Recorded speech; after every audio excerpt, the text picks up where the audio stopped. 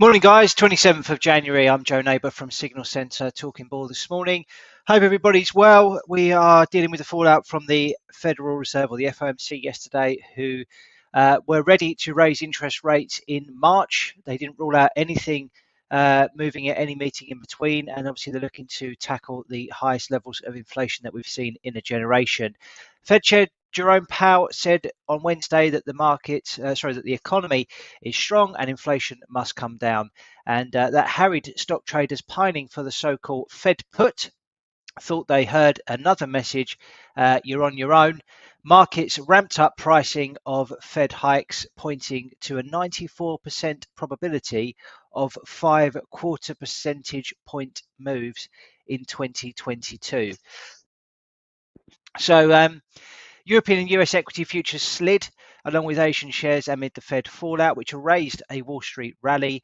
South Korea's stock market was also set for a bear market, so that's when markets dropped by more than 20% from their highs, while China edged closer to one as well.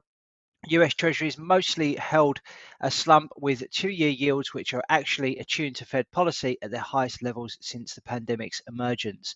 The dollar was also at a 1-month high. We'll come onto the chart of that shortly, looking pretty positive overall. In terms of what's going on the corporate front, Tesla set a record for profit but warned that supply chain problems will keep it from introducing new vehicle models this year while it focuses on expanding production of its current lineup. That means fans of the Cybertruck will have to wait until at least 2023. On the other hand, full self-driving features are coming this year, and a humanoid robot is on the fast track for development, said the CEO Elon Musk. Shares with little change in extended trading after initially falling sharply, so quite a large range. If we get some time today, we'll have a quick look at that chart as well. In terms of what's going on the geopolitical scene, 8 hours of talks between Russia and Ukraine, along with France and Germany, produced an agreement to meet again in 2 weeks on the continuing tensions on the Donbas region of eastern Ukraine between Kiev's forces and separatist backed by Russia. So now let's dive into the chart. It's going to start off with the FX markets today. So first up, we've got dollar index. And as you can see, it continues to trade in this bullish channel, and we are fast approaching a really strong level of resistance at 96.93. That was that previous high that was posted here in November. So it turns out this dip down in the dollar index towards this support, highlighted by this blue line, and also a 38.2% fib level we got here, turned out to be a fantastic buying opportunity. And since then, the dollar index has been on a strong move to the upside. So 96.93 is the level to watch today. If we can get a clean break above that, then we're not far away from the next levels of resistance, which come in around about 97.72, which is a 61.8% Fibonacci retracement level of this entire down move. Here from the left-hand side, we've got up at these highs, down to these lows, and there we have the 61.8% retracement. So interesting levels above. Overall, it still looks pretty bullish for the dollar index, and we are therefore expecting higher prices. So as you'd expect, if we're seeing strength in dollar index, that means we're going to be seeing weakness in euro US dollar, and we saw the pair slump to the downside yesterday. So just to recap on our longer term view, we've got this large head and shoulders top pattern which completed back here in August last year. Since then, prices have been in decline. We have more recently seen a little bit of a consolidation within a bullish channel, but we've now seen a break to the downside yesterday, a really impulsive move lower yesterday below the 113.00 level, and that looks to have completed that pattern. So maybe what we've got here is a flag, which would suggest a continuation lower in price. We've got a measured move target of this head and shoulders top, which comes in at around about 110.58. So that's been our long-term target on this for some time. We'll wait and see what sort of reaction we get there. It's not kind of an all-important support zone, it's more just of a measured move target. But let's have a quick look at the fibs to see if there's anything there that we should be paying attention to. So quite interestingly, actually, we saw the support form here around about this 113.00 level, and that's where a 61.8% fib level lied. Below that, we've got a 78.6, which is just below that measured move target that we have. So this would be the region that we're looking for on the downside. This may prompt some speculative buying. It may prompt a little bit of profit taking if people have been trading this on the short side. But for now, bias remains very bearish, and we are looking for lower prices on this. It was a similar situation on the downside yesterday for sterling versus the US dollar. As we can see here, it failed into this 50% fib level at 137.05, and since then we've seen prices continue to move lower. We engulfed pretty much all of the gains that we saw on the 25th of January, although they were fairly mild, and we are posting a fresh move lower today. So it looks as though the trend is set to persist, and we are looking for lower prices. So wouldn't be surprised if we do get a retest of this 38.2% fib level of the entire move or recovery that we've seen from cable from the pandemic lows. So we saw this do a really good job last time round. Is it going to get another testing? We'll have to wait and see what it does in and around that zone, but looks as though lower prices are set to continue there. Euro sterling failed into the resistance zone at 83.80. We did overshoot it, but the bears stepped back in, as you'd expect, in line really with the dominant trend. Still looks pretty bearish overall. We've got this black line of support on the charts at 82.75. The reason that's relevant, if we scroll back to the left hand side, is we can see these lows from December 2019 and February 2020. So it looks as though we're going to get a test of these support levels at some point in the not too distant future. Taking a look elsewhere at some of the riskier currencies, Aussie versus the US dollar here continues to trade in a downtrend. Like what we saw with euro dollar, it traded in a bit of a consolidation or a corrective channel. We've seen the break to the downside, and since then prices have continued to stumble and move lower. So looking maybe for a retest of this low we posted in December around about 70, the 70 level, 0.7000. So again, looking for lower prices there. Let's have a look at New Zealand dollar. That's broken down quite cleanly through this 67.01 level, not really looked back since. It's also broken down through the lower end of this bearish channel that we had on the chart. So looks as though that could be heading towards that 50% Fibonacci retracement level at 64.66. And why that's relevant, again, focusing on those lows that we posted at the height of the pandemic, we can see down here in March, to those highs that we posted in the recovery phase up to February 2021. We've got this blue line, which represents the 50% Fibonacci retracement level. So that would be our target on the downside, suggesting that we are going to see further downside in these riskier currencies versus the US dollar. So that will do for currencies. Let's now move on to cryptocurrency and Bitcoin. Bit of a mixed bag yesterday. It did look as though it was trying to have a little bit of a bounce back in and around this 50% Fibonacci level. We saw a huge reversal here on the 24th, and we saw that backed up with further gains on the 25th. And yesterday we saw a strong push higher, just shy of this resistance at 39.60. 39,600, which is these key lows here, which we talked about maybe getting a retest. It failed just short of that and reversed quite sharply to close red on the day. We're backing that up with further losses today, although we are off the worst levels of the session, down by around about 1% or so. But clearly, while we remain in this downtrend, it looks as though the pressure is set to remain on Bitcoin, and we can start thinking about maybe a push down to these 30,000 levels or 28,750. Which are previous supports that we saw act quite nicely in 2021. So definitely remains bearish on this side of things at the moment. No sign of any sort of bottom patterns forming for us to get excited about with that. Let's have a look at Ethereum.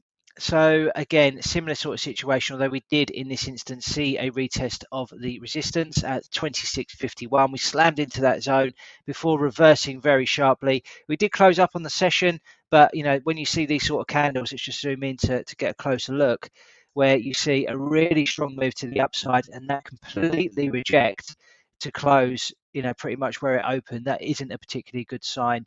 So it looks as though pressure is set to remain on the downside there.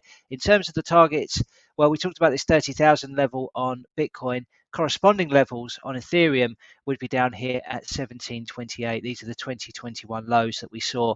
And as you can see, did a very good job of support previously.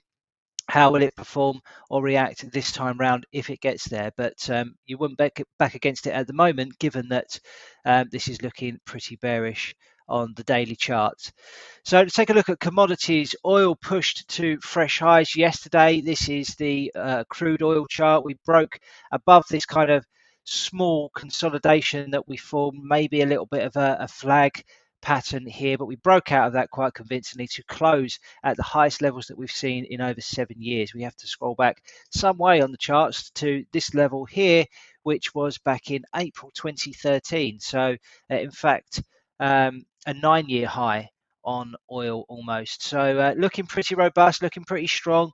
And no signs of that stalling at the moment. This is probably one of the best performing assets out there right now.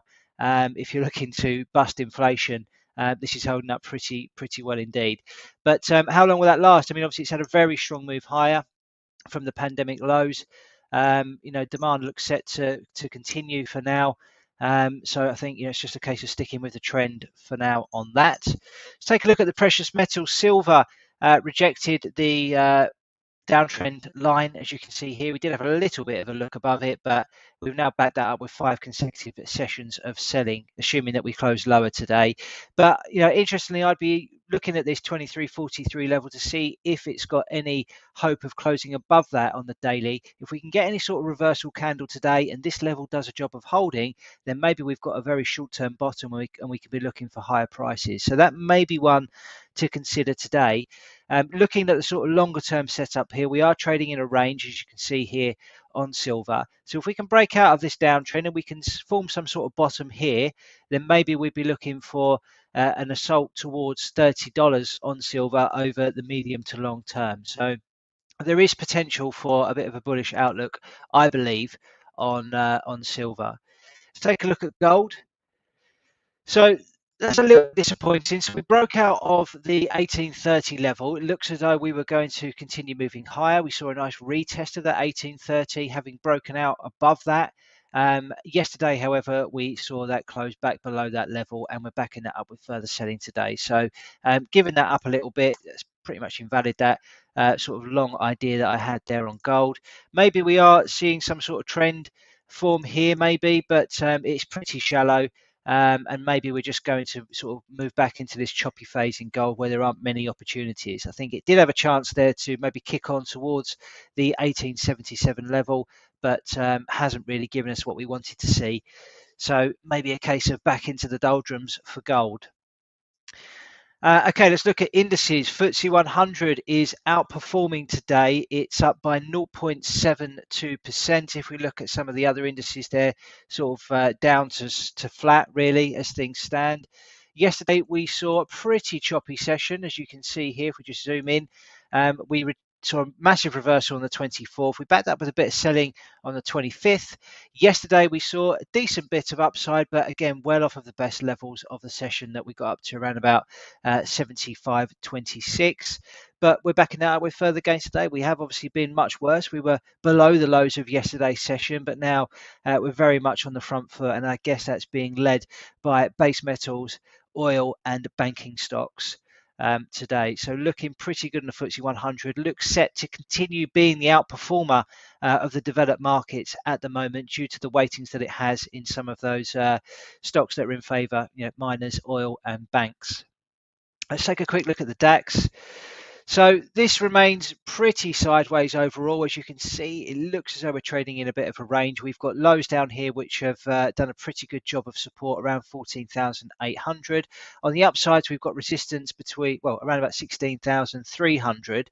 We're clearly at the lower end of this at the moment. Yesterday we saw a decent session. We engulfed pretty much all of the previous day's losses that we saw on the 25th, but we are on the back foot a little bit today, down by around about 30%. But again, off the worst levels of the session, as you can see here. We have been all the way down here, and now we're all the way back up here. So it looks as though choppy conditions are set to persist in markets at the moment. If we can close green today and maybe get above the highs that we posted yesterday, then that may provide some impetus to the bulls that we are maybe at the lower end of the range, and we're going to start moving back up to the upper end of the range from current prices. Let's take a look at Nasdaq. So again, really choppy session yesterday. This session that we posted on the 25th was quite a worry, really, because we closed on the lows of the session and we closed below this key support at 14,066, which if we go back to here, back in April last year, we can see this acted as resistance before finally being broken out of, and now we're seeing a retest of that level, and we saw a close below it yesterday. But yesterday's session was again another really choppy day. We closed up on the session, but obviously off of the best levels of the day. We got up as high as 14,657 before things rejected quite substantially on the back of the FOMC conference and announcements with regards to rates and QE. Today, can't really make our minds up. We're pretty flat on the session. We have been below the lows of yesterday's session, so expecting a little bit more choppiness today. The focus does shift back to earnings. We've got Apple and McDonald's both posting numbers today, but they won't come until after hours in the US. We do have some big macro numbers as well, which we'll come on to shortly. Okay, S&P 500, similar sort of situation to the Nasdaq. However, it didn't close below this support that we've highlighted here from the 1st of October, these lows.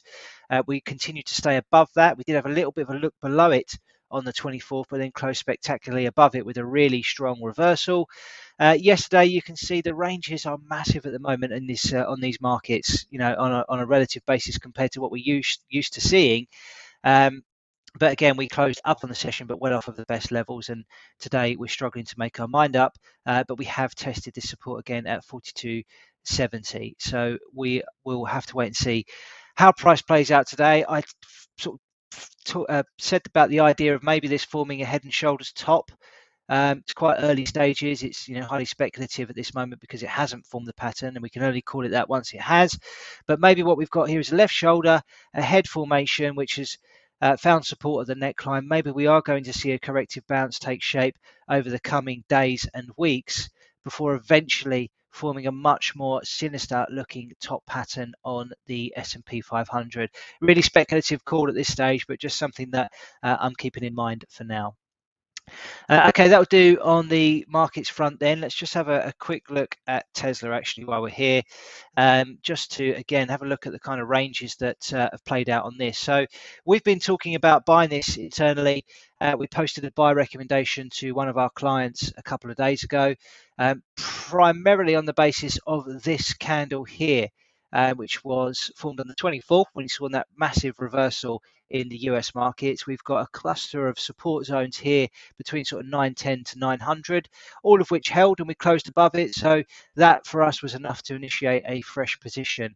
If we take a look at the range yesterday, on the basis that we saw obviously the earnings announcement, we can see that we closed slightly down the session, but a really fantastic range and lots of opportunity there. So 986 being the high, 906 roughly being the low. So an $80 range on that, which is pretty large indeed without us actually going anywhere. So interesting that it continues to hold above this level. And I think while it does, maybe there are some opportunities there to look at some of these beaten up tech names, to maybe tuck a few away into your portfolios.